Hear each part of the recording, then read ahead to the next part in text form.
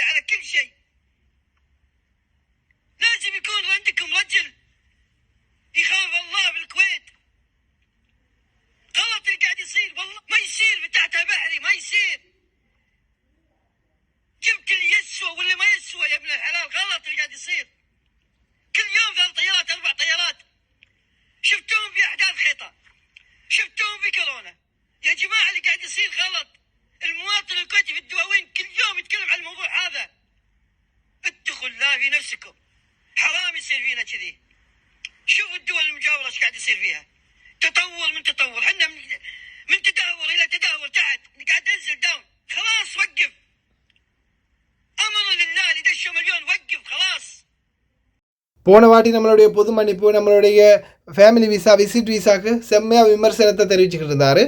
ஆனால் அல்ஹம்துலில்லாஹ் அதுக்கு எந்த ஒரு ஆபத்தும் இல்லாமல் இறைவன் காப்பாற்றிட்டான். ஆனால் இந்த முறை இந்த வீடியோ 2-3 நாளாக தொடர்ந்து போட்டுக்கிட்டே இருந்தார். எகிப்தியர்களுக்கு விசா கொடுக்குறீங்க, நாடு நிறைஞ்சு போயிட்டு இருக்குது, நாடு சீரழிச்சிக்கிட்டு இருக்கிறீங்க அப்படின்னு தொடர்ந்து பேசிக்கிட்டே இருந்தார். வைத்தியசாலையில் ஆட்கள் நிறைஞ்சி, பாடசாலைகள் ஆட்கள் நிறைஞ்சி, வீதிகள் ஆட்கள் நிறைஞ்சி, என்னது இப்படி பண்ணிகிட்டு இருக்கிறீங்க அப்படின்னு. இந்த வீடியோ போட்டு 2வது நாள் இந்த செய்தி வருது. சில நபர்கள் பார்த்திங்கன்னா இந்த வெளிநாட்டவர்களுக்கு எதிராகவே செயல்படக்கூடியவங்க இருக்கிறாங்க. அதில் முக்கியமான ஒருத்தர்னா இவர் தான். தொடர்ந்து வெளிநாட்டவர்களுக்கு எதிரான விமர்சனங்கள், ஆனால் அதில் பாதிக்கப்பட்டுட்டாங்க இப்போ மசரிகள். அடுத்ததா ஹவாலி நொஹ்ரா பகுதிகளில் உள்ள அடுக்குமாடி குடியிருப்பில் கடந்த 2 வாரங்களுக்கு முன்பு இறந்த நிலையில், உடல் சிதைந்து அழுகிய நிலையில் பெண்ணின் சடலம் கண்டெடுக்கப்பட்டுள்ளது. இது சம்பந்தமான மேலதிக விசாரணைகளுக்காக வைத்திய ஆய்வு பரிசோதனைக்கு தடவியல் துறைக்கு மாற்றப்பட்டுள்ளது. இது ஹவாலி நுக்ரா பகுதிகளில் உள்ள ஒரு அப்பார்ட்மெண்ட்டில் தான் இருந்ததாக தெரிவிச்சிருக்கிறாங்க. இது சம்பந்தமான மேலதிக தகவல்கள் யாருக்காவது தெரிஞ்சால் மறக்காமல் கமெண்டில் அப்டேட் பண்ணுங்கள். அதே போல் பெண்களே ரொம்ப கவனம். குறிப்பாக வெளியில் நடமாடும்போது, தனிமையில் போகும்போது, இரவு நேரங்களில் கொஞ்சம் வேகமாகவே உங்களுடைய அப்பார்ட்மெண்ட்டை நோக்கியோ இல்லை வேலை தளத்தை நோக்கியோ போக பாருங்கள். ரோடுகளில் நின்று ஃபோன் பேசிக்கிட்டு நிற்கிறதோ இல்லை யாருமே இல்லாத நேரங்களில் தெருவில் வெளியில் நிற்கிறதையோ தவிர்த்துக்கோங்க. நடமாடுறத முடிஞ்ச வரைக்கும் தவிர்த்துக்கோங்க. யார் வண்டியை நிறுத்தினாலும் வண்டிக்கு பக்கத்தில் போய் நின்று எப்போவுமே பதில் கொடுக்காதீங்க.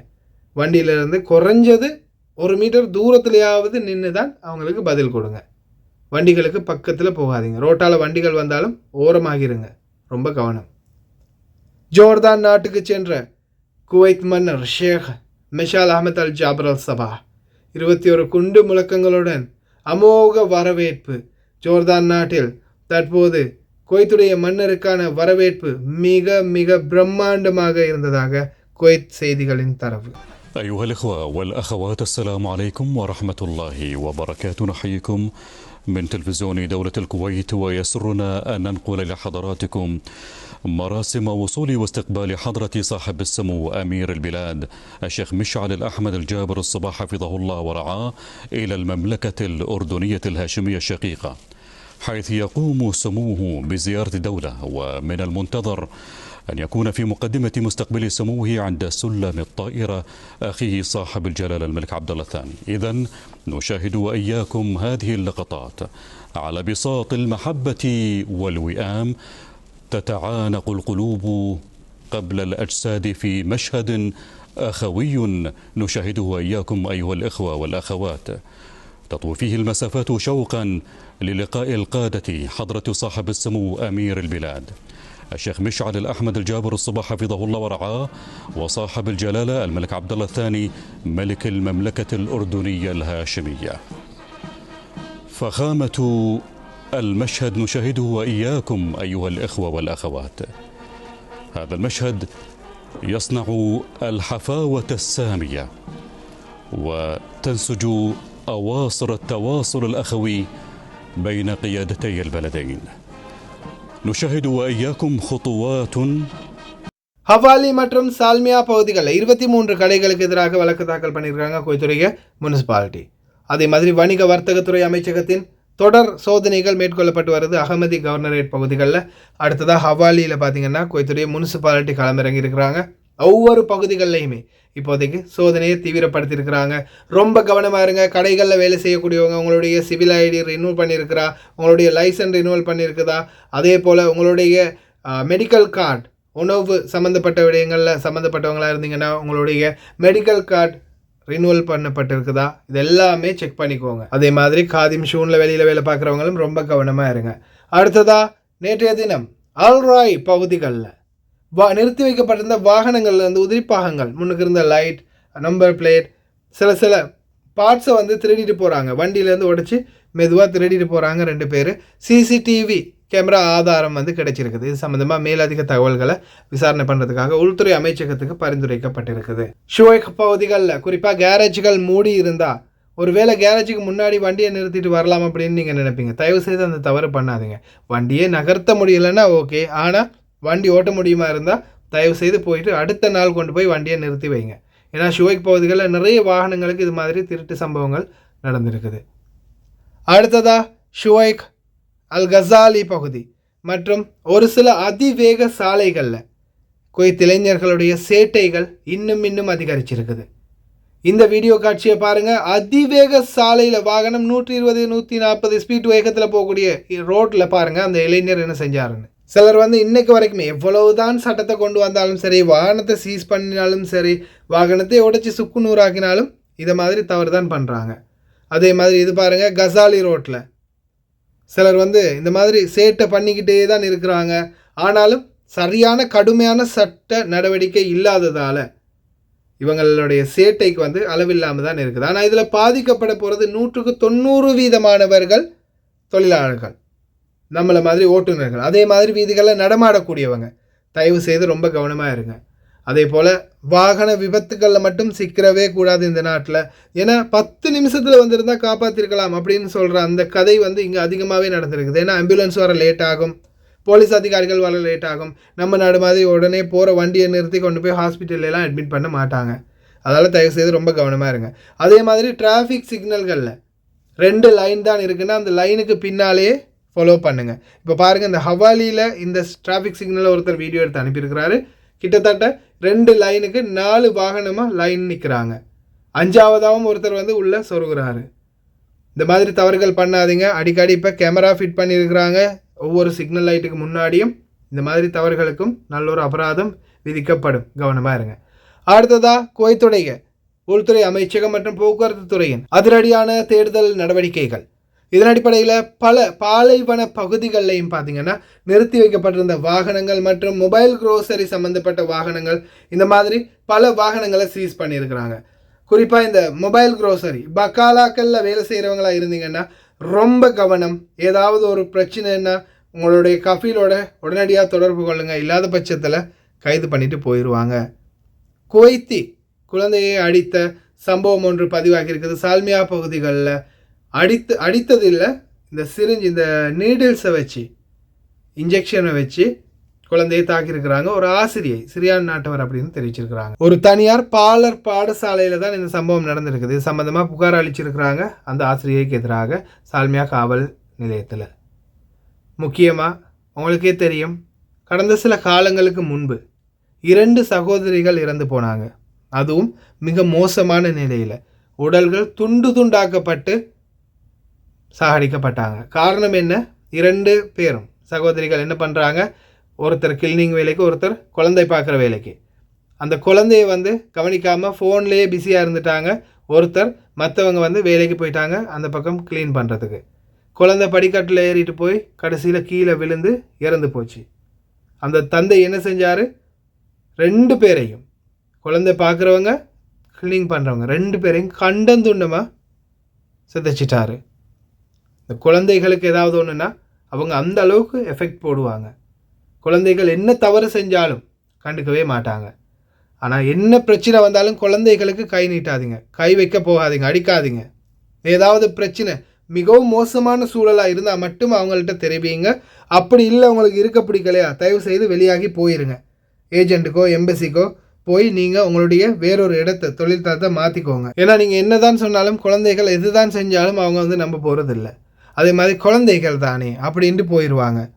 ஆனால் அந்த அனுபவிக்கிறவங்களுக்கு தான் தெரியும் அதில் உள்ள துன்பம் என்ன கஷ்டம் என்னென்னு.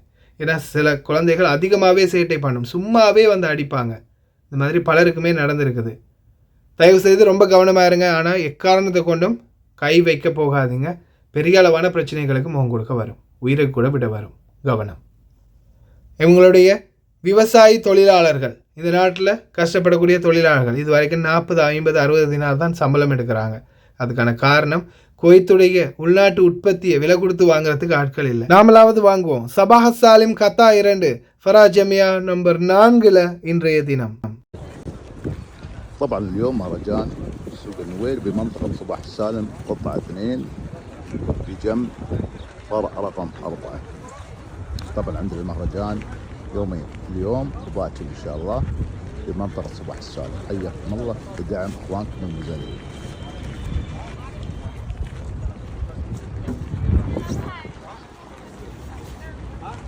مدير السلام عليكم. ما شاء الله. طبعا البصل في البصل الاحمر في البصل الابيض. ما شاء الله تبارك الله. السلام عليكم، مساكم الله بالخير. طبعا اليوم كم البطاطا؟ 750 والبصل ما شاء الله 3 دينار ونص بابا. 3 ونص. كم فيه؟ 7 كيلو. 7 كيلو. وما شاء الله حبات جامبو ما شاء الله تبارك الرحمن. وهذا البصل الابيض على كم؟ 2 دينار ونص بابا. 2 دينار ونص. نفس الوزن ها؟ أيوة نفس الوزن. زين. والطماط على كم؟ 3 كرتون دينار بابا. 3 بدينار. نفس 3 بدينار ها؟ ما شاء الله تبارك الرحمن. حياكم الله لمهرجان سوق النوير الزراعي منطقة صباح السالم قطعة 2. يا هلا ويا مرحبا بالجميع بجنب. حياكم الله بالخير بإذن الله إن شاء الله. اليوم عندنا مهرجان سوق النوير الزراعي بمنطقة صباح السالم قطعة 2 بمواقف فرع رقم 4. ما شاء الله. هذا البصل الكويتي ما شاء الله تبارك الرحمن. طبعا هذا بقيشة ما يعادل 5 كيلو، مو أقل من 5 كيلو، فوق من 5 كيلو فوق بإذن الله بدينارين ونص. وهم عندنا الشمندر، هذا الشمندر تو مقطوف. وهم نشوف معاكم المخزن بعد شنو جمعوا لنا. هم عندنا الفلفل كايين التايلندي منشفينه، طبعا هذا منشفينه. طبعا الكيس ما يعادل حوالي نص كيلو تقريبا، نص كيلو بنص دينار. وهم عندنا الطماط الشيري، هذا الطماط الشيري حجم صغير، هم العلبة بنص ما يعادل فيها كيلو أو أقل. وعندنا الكوسة، وعندنا الطماط المحمي الدرجة الأولى بنص دينار 5 كيلو. والحب الوسط 3 فلينات بدينار. وهم الفلفل البارد 3 فلينات بدينار. وهم الباذنجان المحمي 3 فلينات هم بدينار. وحياكم الله لدعم اخوانكم المزارعين بمنطقة صباح السالم اليوم وباكر ان شاء الله يوم الثلاثاء والاربعاء. ونشوفكم على خير. السلام. இந்த கடைசியாக வந்து வீடியோ பார்த்துருப்பீங்க. இந்த இடத்துல அந்த வேலை செய்யக்கூடிய தொழிலாளர்களுக்கு இப்போதைக்கு வரைக்கும் 50 தினார், 60 தினார், 70 தினார் தான் சம்பளம். என்ன காரணம்னா உள்நாட்டு உற்பத்தி விலை போகிறதில்லை. தக்காளி இந்த கார்ட்டூன் வந்து ஒரு தினாருக்கு 3 பெட்டி விற்கிறாங்க. ஆனால் இதே ஜோர்தான் நாட்டுடையோ வேறது நாட்டுடைய தக்காளி வந்து அழகாக நைலோன் பண்ணி பெக் பண்ணி அழகாக வடிவாக டிசைன் பண்ணி வச்சுருப்பாங்க. ஒரு 5 தக்காளி பார்த்திங்கன்னா 1.5 தினாருக்கு விற்பாங்க சில சூப்பர் மார்க்கெட்டுகளில். ஆனால் அதை காசு கொடுத்து வாங்குவாங்க சில நபர்கள். ஆனால் இதை வாங்க மாட்டாங்க. என்ன காரணம்? அவங்களுடைய அந்த டிசைன் அழகு தான் முக்கியம். இந்த நாட்டு உற்பத்தியை பற்றி யோசிக்க மாட்டாங்க. அது நிறைய குவைத்து குடிமக்கள் இந்த மாதிரி தான் பண்ணுவாங்க. அதனால தான் அதிகமாக பாதிக்கப்படுறாங்க விவசாயிகள். உலகம் பூராவே விவசாயிகள் எந்த வளர்ச்சி அடைஞ்ச நாடாக இருந்தாலும் விவசாயிகள் பாதிக்கப்பட்டு தான் இருக்கிறாங்க. அதுதான் கவலைக்குரிய விடயம். அக்காமா இல்லாதவர்களை பற்றி ஏதாவது நல்ல தகவல் கிடைச்சா சொல்கிறேன். இப்போதைக்கு எதுவும் இல்லை, பொறுமையாக இருங்க. கடைசி வரைக்கும் பார்த்த எல்லாருக்குமே ரொம்ப நன்றி. தெரியாத நண்பர்களுக்கும் மறக்காமல் ஷேர் பண்ணுங்கள். வீடியோ பிடிச்சதா ஒரு லைக் பண்ணுங்கள், சப்ஸ்கிரைப் பண்ணுங்கள், மறக்காமல் பெல் பட்டன் ஒரு செலக்ட் பண்ணுங்கள். இன்னொரு வீடியோவில் சந்திக்கலாம்.